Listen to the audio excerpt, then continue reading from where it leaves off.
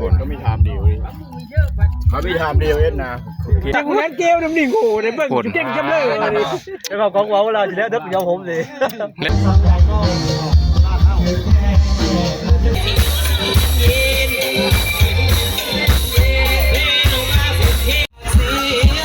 เอ็นมาขอเพลงมั้งเพลงเพิ่มเพลงแล้วกันที่มันเพลงช้า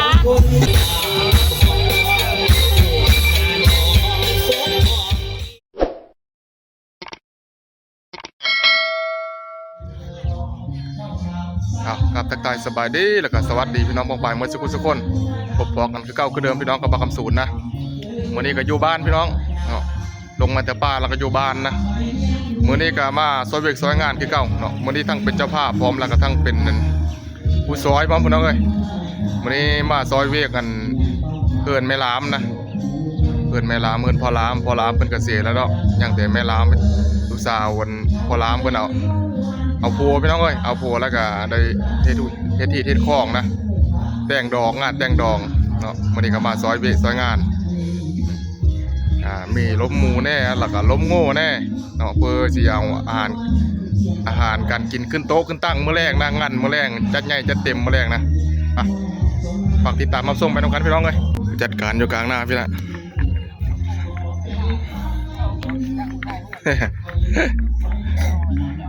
นี่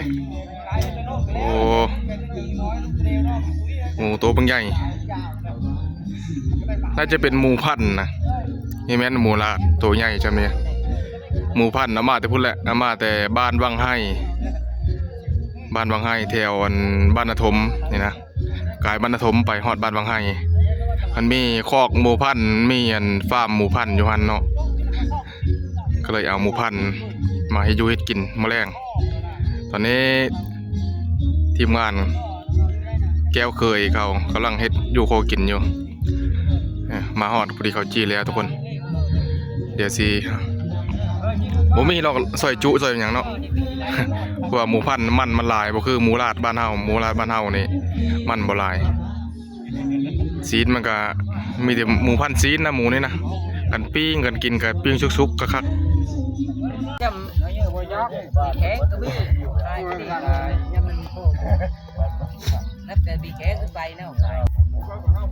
สันมันตัวตักบ่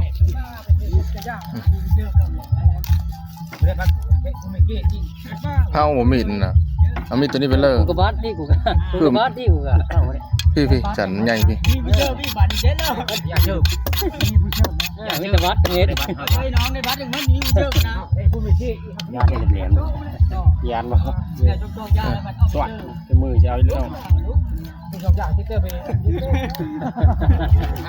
สันใหญ่เนาะสันหมูป่าจำนี้เด้หมูป่าจำนี้คือจิคักเนาะน้องฉันจำวันนี้ก็มาขึ้นห้างนะขึ้นห้างบนไฟนี่เอ็ดเราเข้ากินมื้อเช้าเลยขาโตเป็นไงแยกซอยก่อนเป็นมัดชิ้นเนา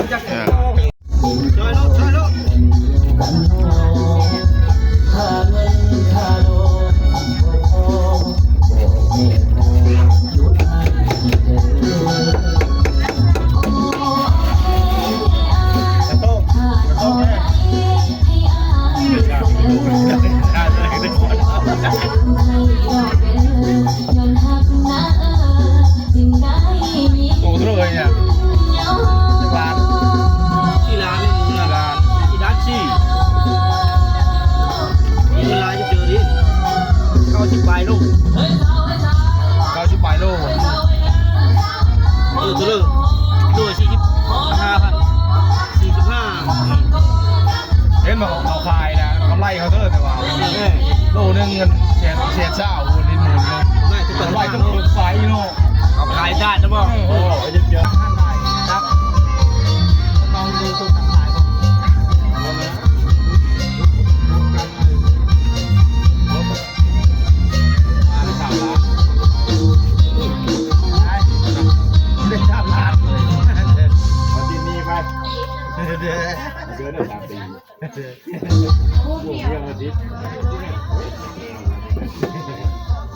ปั่นชาวร้านนี่ฮักโดเก่งเลยนะเนาะเก่งมากเลยเนาะอันนั้นก็โอ้ยเอาออกฉลามช่วยลากินปลาธรรมชาติมาเลิกหนังเก่าเนาะ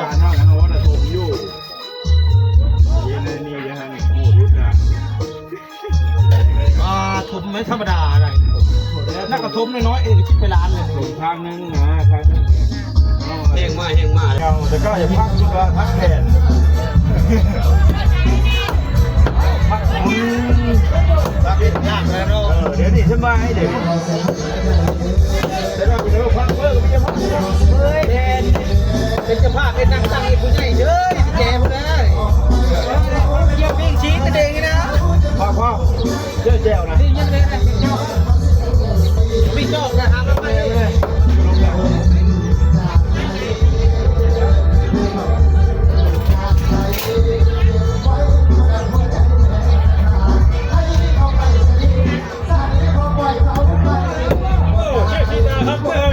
เร็วเลยอาจารย์กินไว้เนี่ยแพ้เยอะนะอ้าวนั่งกันนะโอ้นี่มันเยอะนะเห็นไหมแพ้กับพี่เลย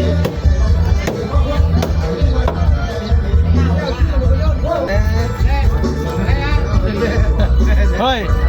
แต่แม่นโง่เฮ้ยอิ่มแล้ววันนี้ ถึงโง่จะอิ่มอันนี้ยังไม่ได้เข้าจะตอนเลย วันนี้ไม่ได้เฮ็ดแต่ไม่ได้อย่างนี้เหรอ ฆ่าอะไรมึง ฆ่าเนี่ย นี่จะมูลาดแต่ใครได้ได้ ว่าให้เนี่ย มูนี่เดี๋ยวพอเลิกตากินนี่ หมูป่ายังดิบเลยหมูป่า เช่นนี้ง่ายขึ้นมาแล้วแม่ ได้โชว์นึงหมดอ่ะ ไหนกับไม่บ่ หมูโชว์นึงสี่คน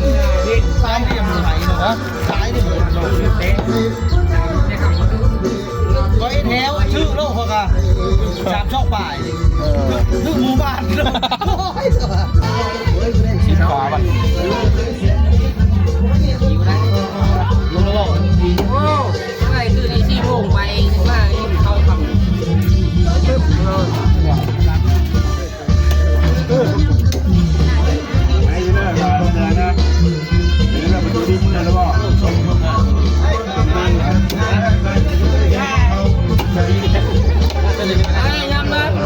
ซีดไม่กินชุกได้มันนี่ได้ไม่ได้กินดิบได้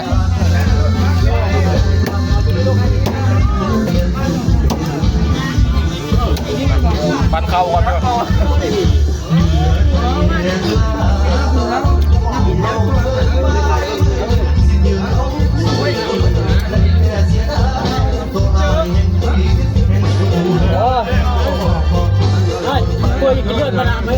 ชอบได้เลย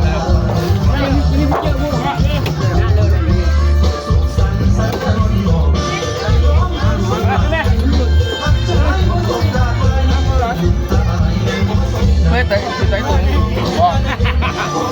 ไม่เป็นไต่ตุนเลย ว่าเช้าไปล้างเท้าไม่ได้ยื่นเลย ไป ตั้งแต่เช้านี่เป็นล้างเท้ามีหมดเลยว่ากินข้าวยังอยู่ตารางอยู่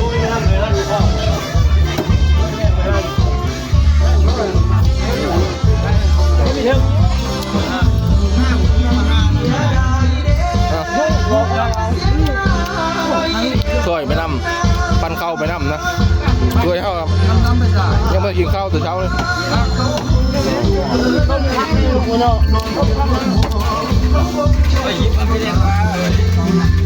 เฮ้ยกินไม่ย่ำเลย ไส้ตันแรกของนาคนน่ะของนาว่าไส้ตันแรกไปกินแล้ว ขอยืดไปเถอะ นิ้วไปเถิงเอาไปเถอะแน่ของนาเอ้ยเอาไปเถอะแน่ให้ได้ยังไง ให้ละให้มือ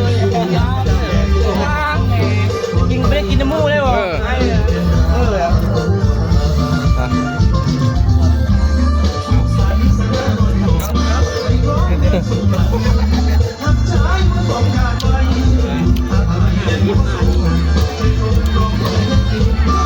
กินนี่ได้แซ่บเลยเนาะ มันเรื่องแค่ โต๊ะอันนี้เลย ออกตอนนี้แม่นแล้วล่ะ เยอะที่ทางนิดนึง อยู่มะนาวเว้ย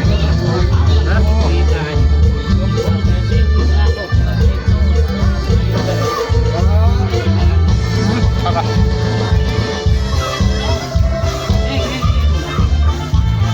เดี๋ยว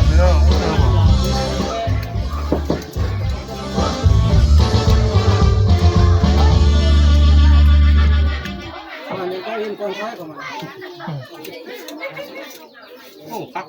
โอ้คุณงามครับไอ้ว่าเดี๋ยวเจออาจารย์เจอข้าว จูคาเค้กเนี่ย มันย้อนมาแล้วเปล่า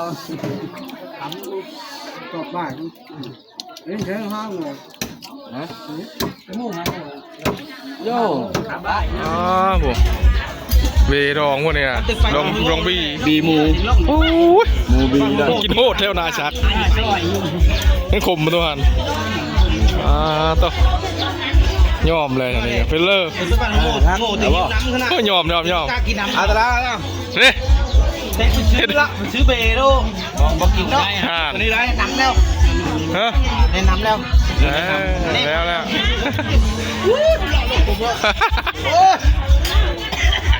ที่ทำไม่ได้แล้ว คือเอาแล้วจะมาคมตายนะ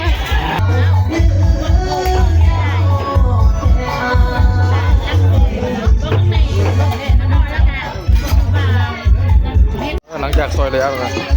โอ้โหสิหมูเนี่ยโคตรเฉพาะขนม ราชเห็ดนางฟ้าเห็ด บอสยูนเฟอร์บอส ราชลายจะเป็นแบบนี้ โคเซอร์เฮ็ดนางฟ้าสิหมู อยู่แผนกแม่ครัว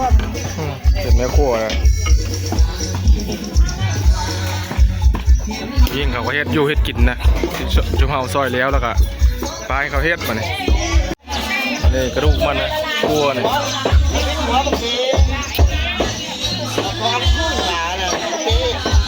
คือไม่ต้องดูแดง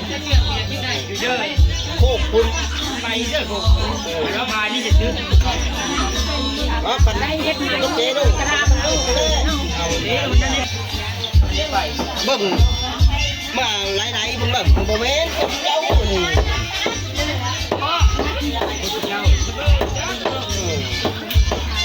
ก็คู่เอาเนี่ยยังกันคืออันนั้นงานเด็กของที่ยังอันนั้นน่ะยังน้ำไหลเลย ตกแต่งทางเข้างานนะเด็กกระสิบประมาณนี้ลองดูกูหอมเนาะ ไ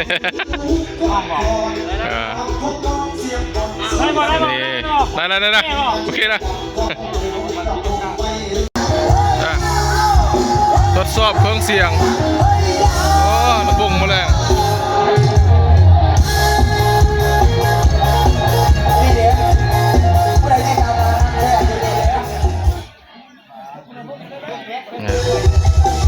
ทดสอบเครื่องเสียง power ดีนะ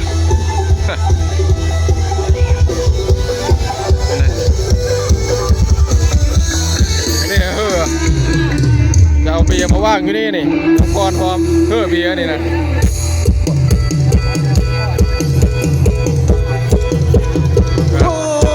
ทีมงานเอาลิ้นก่อนนะมาขาโง่นะขาโง่นะ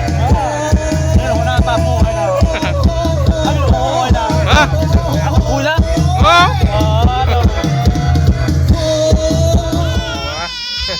หลังจากที่โคมูแล้วก็มาเอามาบอสนอนพี่น้องนี่หายซะได้นี่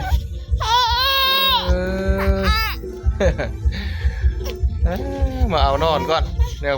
บ้านเขาลมโง่ยังไปซอยเขาอีนะโอ้ยมานอนคือมานอนฮะคือมานอน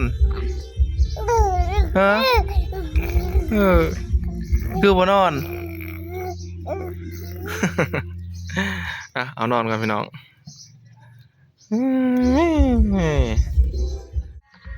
ไปทุกคน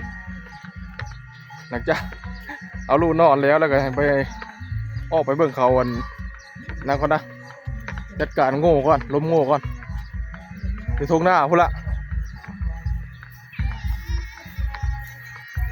โอ้ปั่นกุมละ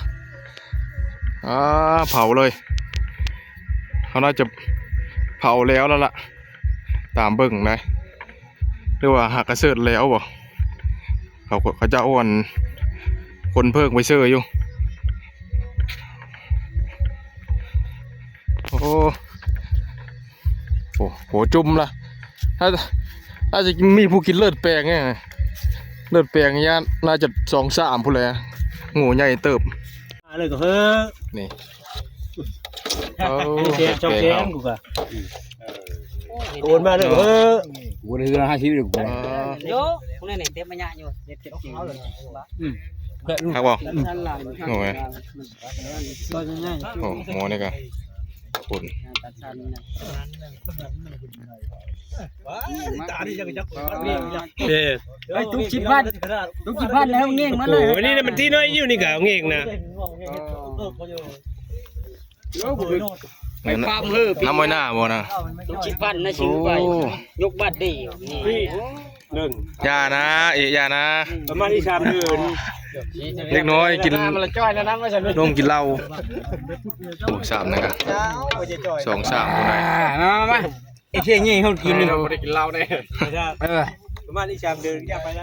เฮ็ดนำไม่ได้แล้วมื้อนี้ยอมละ มักคนละแบบ เพื่อแซ่บจริง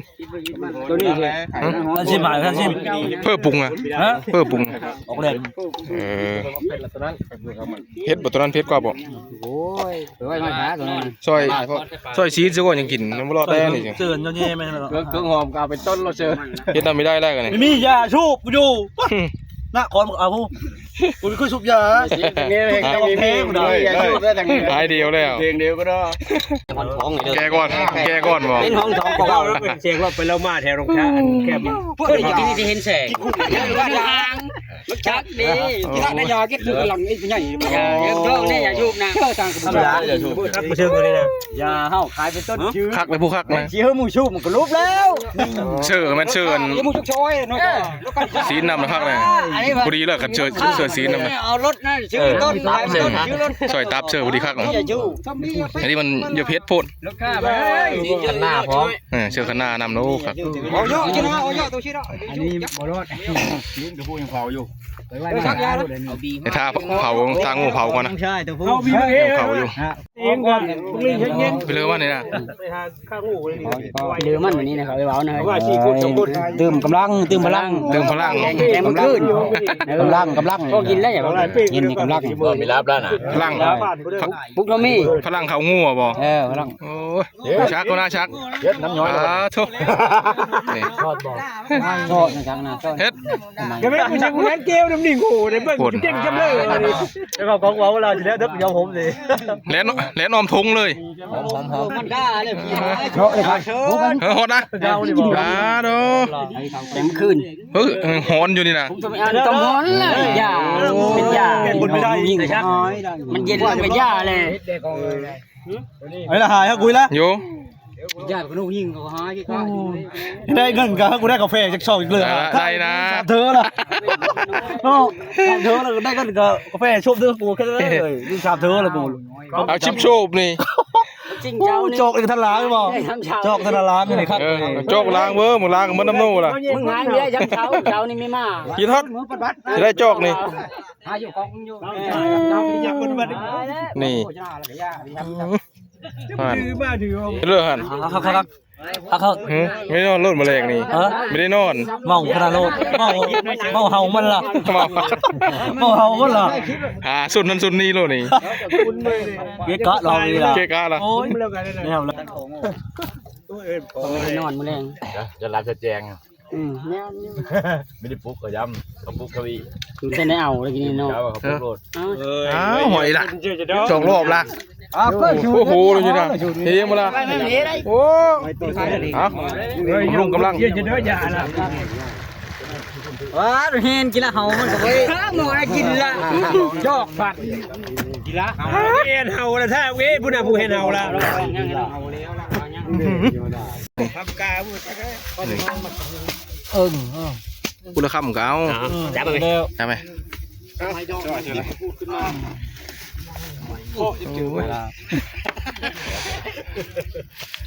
ยำกรุบๆไป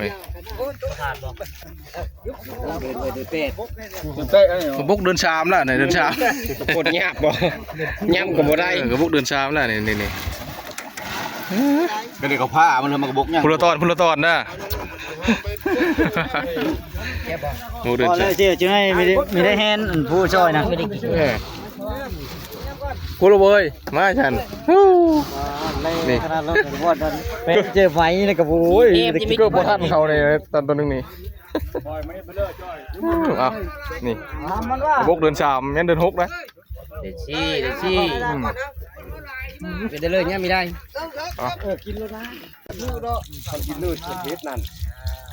เพชรก็พอถือก็ปล่อย ก็จะงั้นบัตรผู้ไม่ดีจะไม่จะลงบินน่ะไม่เลยอย่าไม่ดีจะไม่ดีวะฮะ 3,000เลิกมัน มัน ปลากิริ้ว ตายก่อนตายมาเอาไปกินเหล้ากินเบียร์ละมือเนื้อเอาไปมากินได้แต่มีไปน้ำหมูนอนเยอะดิเจ้าไม่ได้กินของนี่ กูเยอะอีเลยไว้นะ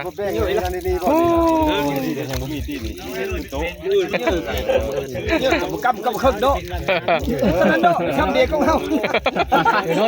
ไม่เยอะกำเครื่องโดบ้านนี้ ชิ้นชันมัน ไม่ชอบจมูกกินมาแล้วพูดอ่ะ เลือกเฉยบีมันโอ้บีตรงบีมันเลย เอาใหญ่กับหมูเลย ไม่พูด มัดตะหูจะหัวใจได้เลี้ยงใจ นี่บีมันนะ เชื่อตะวันเอาเพชร เสือไว้เสือเจล วิ่งหัวใจไม่นี่ผ้าเพชรนี่ พอดขั้นดีนะครับ เอาเรียบร้อย ใช่ เรียบร้อยแล้วบ่มีด นี่มา5,000ดูจะขายนะ ฮะ5,000 บาทได้ มีปั้นมันจะมีปั้น อ่ะแล้ว มีแต่เอาไปเฮ็ดโคอยู่บ้านพุ่นนะซอยจุอยู่บ้านพุ่นละบัดนี้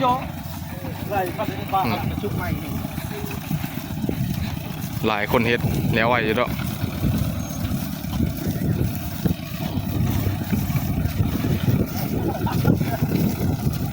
โอเคทุกคนวันนี้ก็มา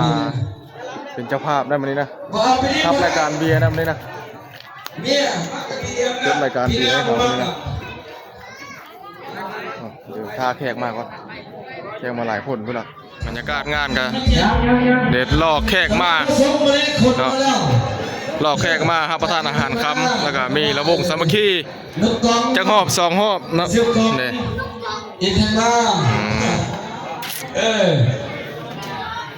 ตอนนี้เวลา6 โมงเข้า7 โมงแล้วคนยังบ่ทันมาอยู่นะแขกยังบ่ทันมาอยู่บรรยากาศ ไม่จะกระซงทั้งมันมาเลยเนาะ นี่ กับสุขสวัสดีพ่อแม่พี่น้องเมื่อสุขเนาะอาบรรดาท่านว่าราสหาย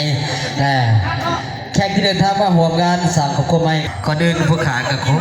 สุขสวัสดีอำนาจการปกครอง บ้าพันละดอน อำนาจการปกครองของบ้านเวียงไซพี่ๆน้องๆที่เดินทางมาห่วงงานสั่งของกรมไม่มานี้ผู้ขาบ่าวพระดอนกับหับนาทีเป็นบ่าวโคศกหรือว่าจ่าจิจุยสกุลพี่น้องถ้าผิดพลาดประการใดขออภัยหลายๆเด้อถ้าแก้วดอก2 สั้นพร้อมดอก2 สั้นเนาะต่างเมืองพี่น้อง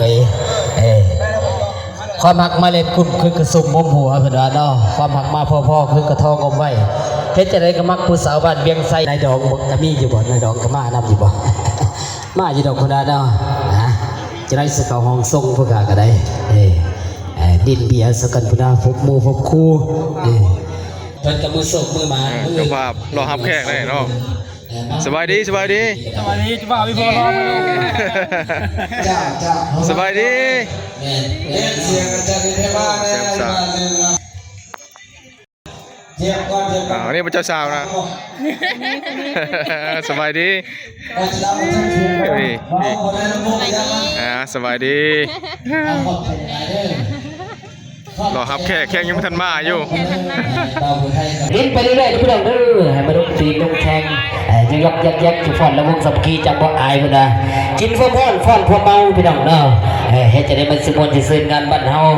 ซอยกันกินงานเจ้าคอยก็ไปงานเจ้าคอยก็มาพี่น้องเนาะความแฟงแบ่งปันความแฟงสามัคคีในหมู่บ้านเฮานี่ล่ะพี่น้อง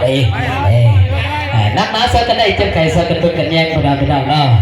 นกมันมีขนคนมันมีงูผู้นะบินได้กระบอกไก่พี่น้องไอ้สุภาษิตเป็นยังไงพี่น้องเนาะเห็นพักของเพียนแคนสวนกระเพรายำก็พี่น้องบาดพอพูนำยังสปินปงใบพี่น้องไอ้นี่ ความสำลานยืดแขนยืดขาขอบใจเดินพี่น้องทั่วหน้าสละเวลามาห่วมในงานเจ้าภาพเบิกบานยิ้มหวานตอนหาทุกคนเชิญแขกมาหลายแห่งหนขอให้ทุกคนมีสุขสำราญมือดีดีอาจจะระบบย่างกันยุ่งยากเลยเพื่อนไว้ที่ว่าเชิญเชิญร่วมกันสร้างสรรค์ให้สุขลา นี่เพียงเป็นฟังเป็นฟ้าแต่พอเดียวไม่เดียวสู้ๆในวันนี้พี่น้องต้องมือเป็นเลยเขาบอกอะไรบอกโคศกกันได้ ได้เป็นรายการมอบเบียร์ กรรมการได้ บุรลาสอง ไป ล้าน เด้อเอาระบบสกอนเห็นว่าเครื่องเสียงค่อยเป็นปกติกับฟอนสกอนเนาะ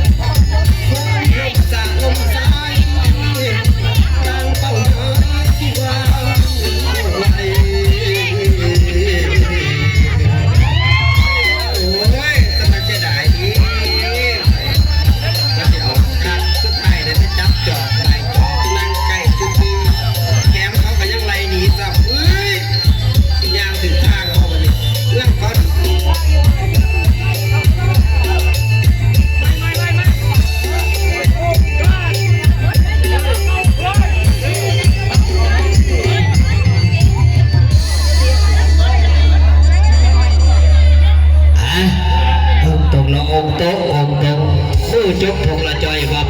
เอาเข้าใจเลยนะเด้อเจ๊เสียเสียม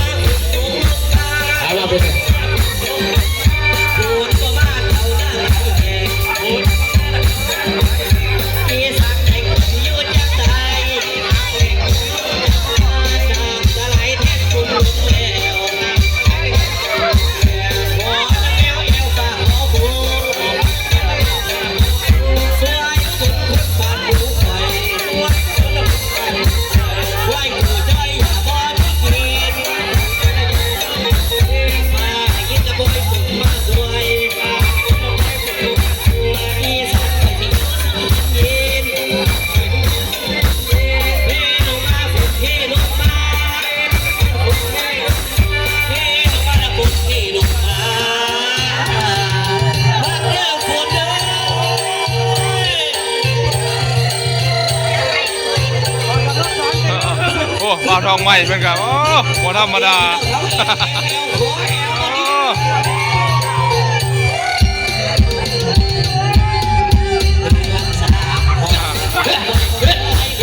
ก่อนยกมือกันแล้วแล้วบ่าวทองใหม่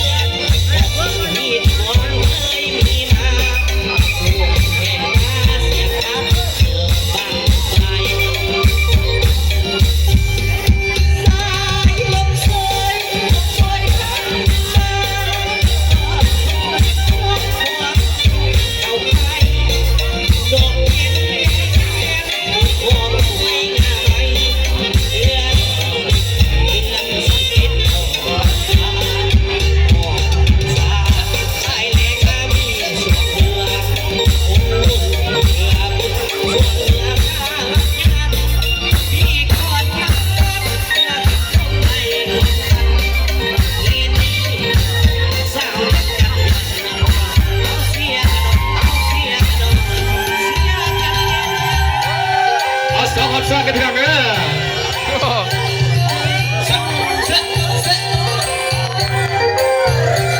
เอาเกี่ยวกันเด้อ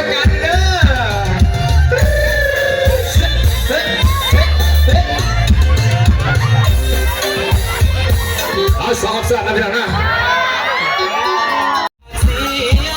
เอ็นมาขอเพลงมั้งเพลงเพิ่มเพลงแล้วกันที่มันเพลงช้า ฮะ เพลงไวๆ เด่นเลยโอ้ดึกนะสายแดนมาแล้วดึกนะดึกมาสายแดนมาเด้อแดนไหมสายแดนมาไปท่าเดี๋ยวจัดเถอะ